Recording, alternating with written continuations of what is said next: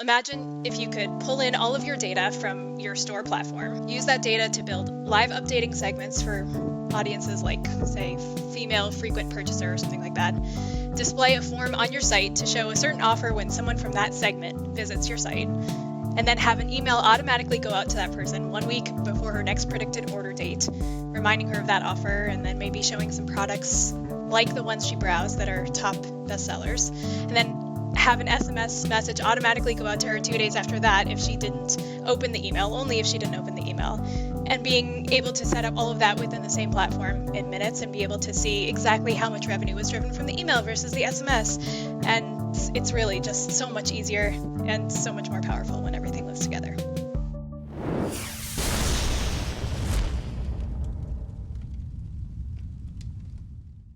Hello and welcome to the D2C podcast. I'm Eric Dick. This week's bonus episode is a big one featuring Klaviyo's Director of Product Marketing, Jenna. Klaviyo is the e-commerce leading email service provider valued at close to $10 billion, a true unicorn of the D2C space.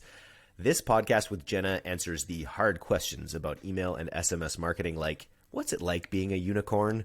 Why unifying your email, SMS, and CDP stack is a must for any scaling brand, plus concrete examples of dynamic customer journeys that are enabled by Klaviyo's full stack, how to flip the funnel with Zeroparty data, and the biggest scoop of them all, where did the name Klaviyo come from?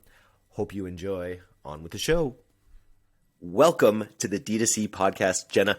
Can you just start a little bit with what it's like to be a unicorn?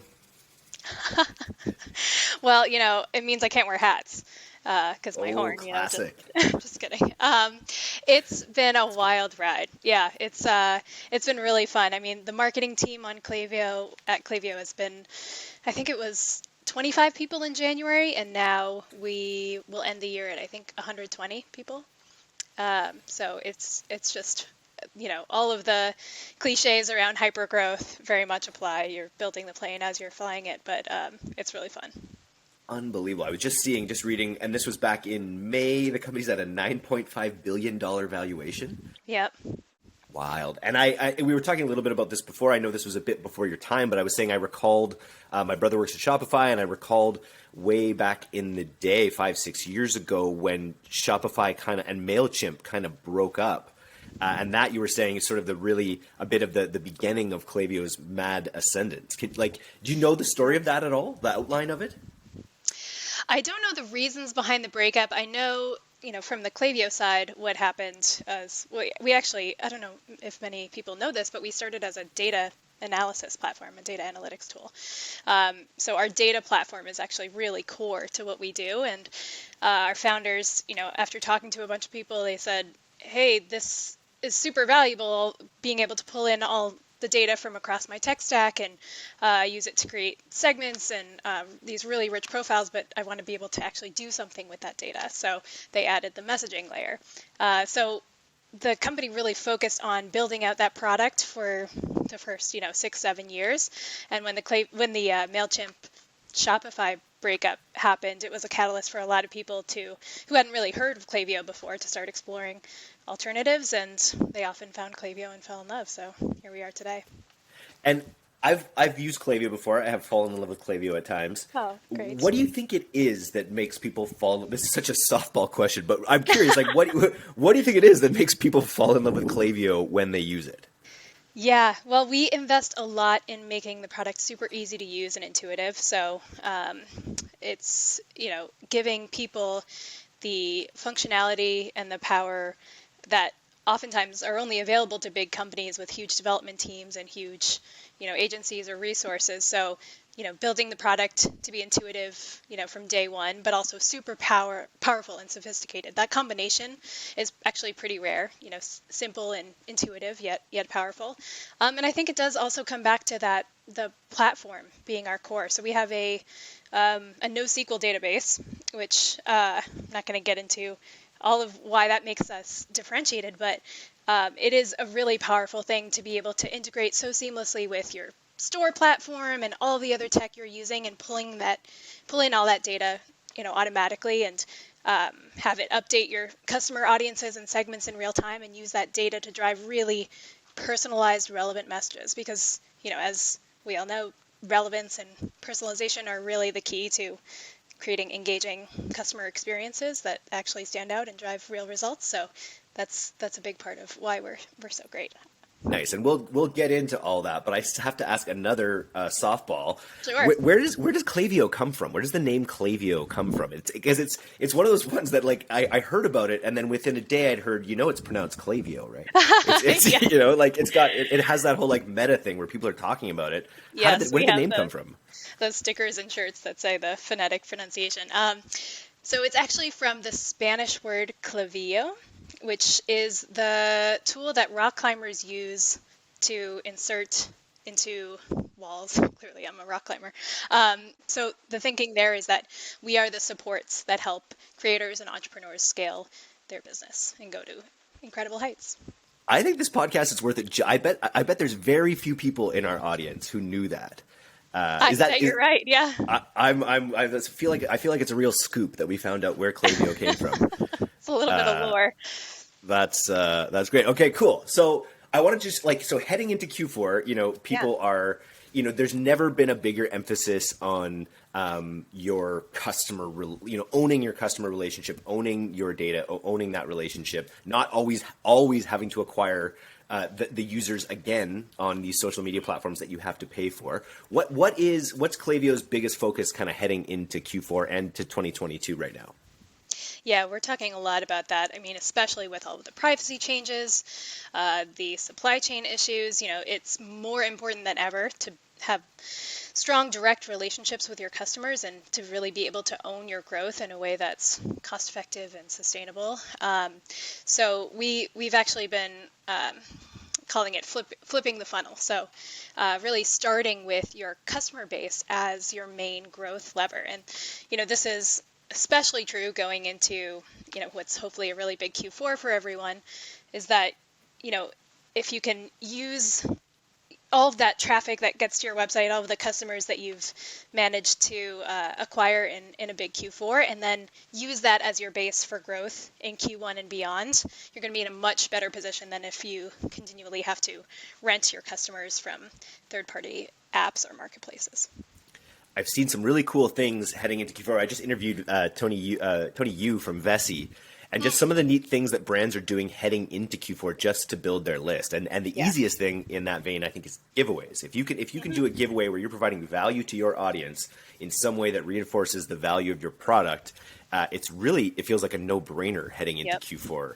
Are you seeing a lot of brands employing that strategy? Absolutely. A lot of giveaways, a lot of offers. What we're also seeing as successful, though, if people don't want to do kind of discounts or monetary things, especially with SMS, that kind of first look or inside scoop or the kind of sneak peek, that tends to be really effective too. So, sign up for our SMS channel and get early notifications of our big sales so you can get things before they sell out. That works too. Love it. And so I know another big focus of Klaviyo is that you're really investing heavily in your SMS portion of your platform. I'd like you to talk about that. And I know there's a lot of people in our audience who, use Klaviyo, and then a lot of them, they've come into SMS through another channel where they're using another platform potentially for their SMS. And what I'm really interested in understanding is where do the benefits accrue when you can have your whole stack in one platform, whether that's SMS, email, and then also that whole data piece that we've been talking a little bit about here.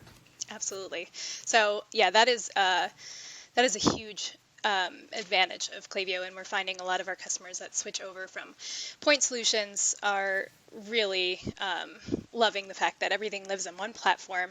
So it's super easy to design, these multi-channel orchestrated journeys. Also, attribution is much easier. You don't have to worry about data flowing back and forth and whether that's breaking. But, in general, I'll just give this example. Imagine if you could pull in all of your data from your store platform. So whether that's Shopify or, WooCommerce or whatever, use that data to build live updating segments for audiences like, say, female frequent purchaser or something like that.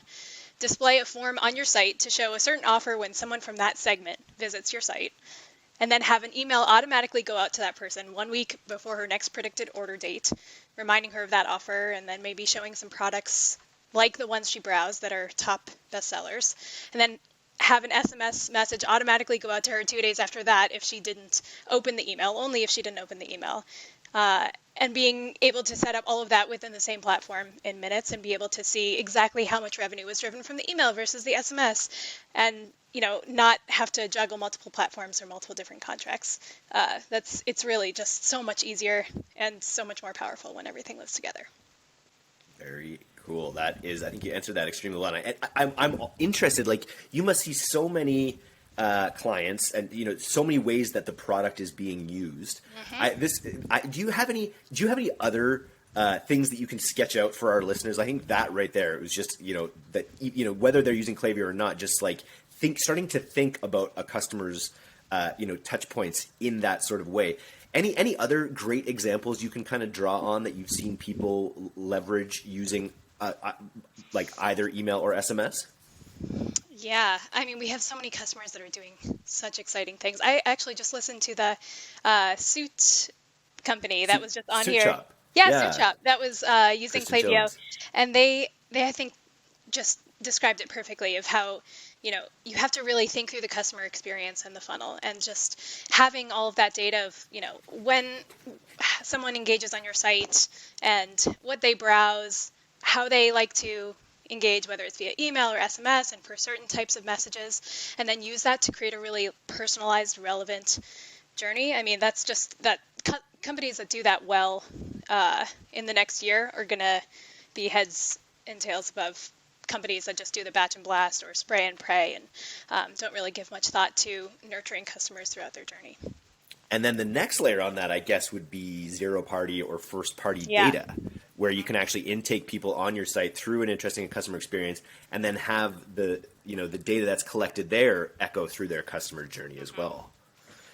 Yes, exactly. I mean, we are seeing that even before all the privacy changes and third-party data got so much more expensive and less effective and difficult to rely on, that it's a more authentic relationship with your customers, that know firsthand what they are interested in, how they like to engage, and customers now are seeking that out, those really authentic relationships with brands. And that's another reason why it's so important to have your tech live together, because that customer experience is so critical. Thinking like, if you are sending an email on one platform and an SMS on another platform, you may be double contacting people, with the same kind of message, and just really turning them off. And so when you can orchestrate that all together and really be mindful of how people actually want to engage with your brand, you're just going to be far more successful.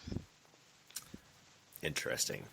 Okay, let's talk about segments and segmentation, because I'm always interested, like when you have your audience and you start building these smaller segments based on their behaviors. Do you ever get to the point where you're too segmented? Do you ever get to the point where you're what do you recommend in terms of size, for instance, at like viable size segments, or does it just totally depend on the business? Totally depends on the business. And, given that a lot of these all of these are automated in a platform like Klaviyo, I don't think there is such a thing as too small, unless you're worried about, just having thousands and thousands of micro segments. But really, even that is very much doable, because they auto update in real time. So you could say, customers that have visited your site in the past 6 months, but opened an email 2 months ago, and like to shop for women, and we're looking at pants. Like, that can be a segment, and you can create a specific journey and tailored content for them. And it really is just only bound by how many separate experiences you want to create. But the more you do, the more relevant the message and the more effective it's going to be.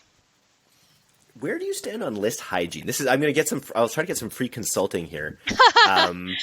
We're an interesting model as a newsletter, right? Where we're not always, we've just introduced a product with our course. And so we do have that, but ultimately we're looking for like long-term engagements with people, where they're opening the email, they're clicking through, they're coming back to the email again and again in a lot of cases.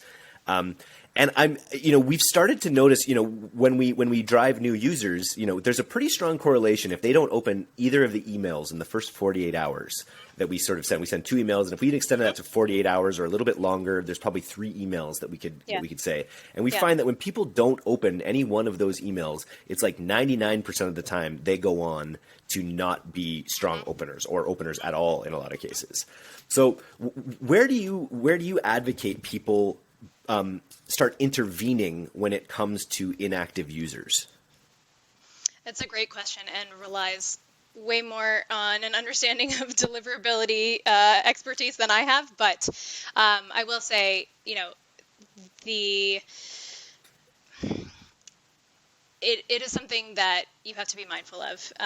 And I actually experienced this firsthand. I was going through my thousands of emails the other day because I have my personal inbox is just a black hole. And I noticed there were brands that were emailing me every single day or even multiple times a day, for months and months and months. And I hadn't opened a single one of them.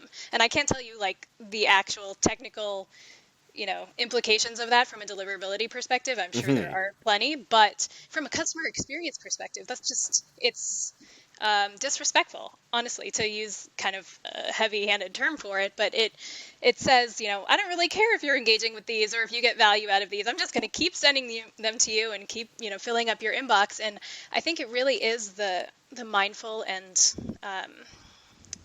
most authentic way to do it is to say like, hey, looks like you're not, interested in hearing from us anymore. We're going to snooze these emails for a bit and let us know if you want to re-engage. And I think that actually is much more powerful than just continuing to send emails to people who aren't opening. Agreed. Let's go a little bit more back into, sorry, do you call it at Klaviyo, is it zero-party data that we're talking about, or is it first-party data when you collect data from someone's front end of their system? Well, we actually use customer first data, which is a combination of zero-party data and first-party data. So the information that customers give you themselves, the zero-party data, whether that's filling out their email address or their phone number on a form, and then the first-party data, which is their behavior on the website, things that you get from other apps like, the returns that they've made or their NPS scores or their loyalty information. We all call all that customer first data. First, can you give any good examples of people using, innovative ways to onboard the customer that generates that zero-party data where people are actually telling you about how they intend to use the product, perhaps? Yeah, actually, we just released this feature called Multistep forms, which breaks out, the forms on your website into multiple steps. So you can collect all kinds of great information, not just email and phone number, but also, we saw a pet website that's like, what kind of pet do you have? And, what kind of toys do they like? Or, we have this one customer who, they sell games, like, video games. Wow, I couldn't even think of that word. You're not a climber, you're not a gamer. Yes. We've determined what I'm not. Yeah. So they ask people in the forum, what gaming platform do you have? Xbox. Yeah, clearly not a gamer. That's the only example I can think of. But then that enables them to send much more targeted and relevant emails. And they can they can ascertain all of that information from browsing behavior and, abandoned cart kinds of information. But to hear it firsthand from a customer, it kind of signals, we care about your experience. We're going to only send you things that are relevant and valuable to you. And I think it's a good move. Very cool. What's on the development horizon? Where are, as a product manager, where are you road mapping Klaviyo over the next little while? Where do you see some of the biggest innovations coming from Klaviyo?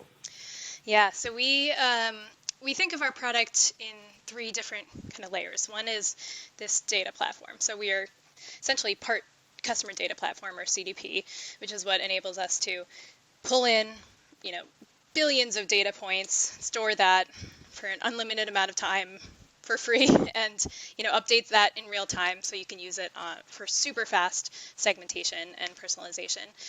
Then we have the communications layer, which is right now email, SMS, forms. We do social audiences, push notifications, and then the learning and insights layer, or customer intelligence layer. So we have a whole data science team that's doing amazing things with machine learning to use this huge data set to recommend best practices and really personalized recommendations right within the product. So some examples of that are benchmarks that we launched earlier this year, or Showcase, which we launched just a couple weeks ago, but using all of that data intelligence to make our users and marketers and creators smarter. The analogy our CEO likes to talk about is, Google Docs doesn't make you a better writer, but Klaviyo will make you a better marketer. So we're going to continue to see developments in all of those areas. And I won't spoil it by giving you some of the specifics, but make sure you keep following next year. I think that was my experience with Klaviyo, and what I've heard from other e-commerce people is just how much thinking goes into the use case ahead of time, so that by the time customers are using it, it's like, oh yeah, that makes sense. I'm glad they built that. Oh yeah, and you can tell, yeah, just when you're going. I've looked at a number of different ESPs at this point, and you can sort of tell, which businesses they were built on. And Klaviyo's obviously worn that on its sleeve since the beginning. Yeah. In terms of planting its flag in that e-commerce environment, and you're killing it. Thank you. We care a lot about people's experience, and we build for not just the solopreneurs and the side hustles and people who are just starting out, but the Fortune 50 leading e-commerce brands. So it's actually a really fun challenge to figure out how to make even that powerful and scalable functionality intuitive and really fun to use, because we think about that from a entrepreneur perspective, but even people at large companies don't want to use clunky, difficult software. So it is really core to what we do. I'm just wondering, who isn't using Klaviyo? Which market segments? Which market segments out there are they some of the legacy businesses that maybe got started with older, more established platforms at the time that haven't evolved with the time? Who are the market segments out there that you're trying to reach? This is something we do on the podcast. Is there, any clients that you really want to shout out there? Who's not using Klaviyo? That's my question. Who's not using Klaviyo? People who are not with it. I'll tell you that. No, I'm just kidding. Yeah, a lot of times it's people with legacy software. Also, people who haven't realized the power of their own marketing. I think there's this kind of old misconception from decades ago that email marketing or SMS marketing obviously didn't exist, but email marketing is just one of those things that you have to do, and it's not really going to drive much of your revenue, but it's an accepted best practice. And companies, especially e-commerce brands these days, are really realizing if you do it well, if you make the messages really relevant and timely, you can drive huge amounts of revenue from it, like a significant portion of your revenue. So what are we saying these days in terms of that portion? Because I remember when I was getting started back in 2016, 17, it was a really good program. You're hoping for 20% of your revenue coming from email. What's the benchmark now?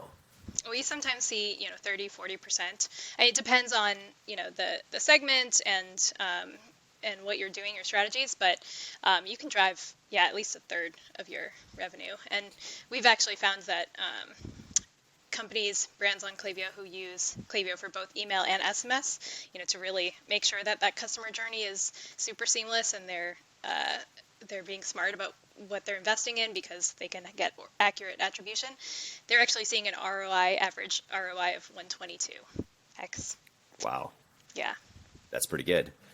And it's funny. It's just from a selfish standpoint. Again, we just launched this course it's a sort of a first big product we've ever launched, but we've spent a year and a half building up a huge audience ahead of time and providing them a ton of value. And so the course launch has gone really well so far. And so what I'm not just bragging here. What I'm trying to say is more and more brands are putting more attention into cultivating their audiences through content. As part of the top of their funnel. Would you agree? Absolutely. Yeah. I mean, I'm going to sound like a broken record here, but you can't really rely on paid ads anymore. It's, not as effective. It's super expensive, especially for really small brands. You have to get a little bit creative and think about how you're driving people to your website so you can, give them enough value to get some of their information in return, and then continue to market them on your own channels in a way that's much more sustainable, in a way that you own. So I think that's going to be the new playbook for sure. Thinking about, how you actually provide value through content and use that as your top of funnel hook. That's going to be the way to go. Amazing. Thanks for coming on the podcast today. This was a lot of fun. Of course. Yeah, thanks so much for having me. Super fun.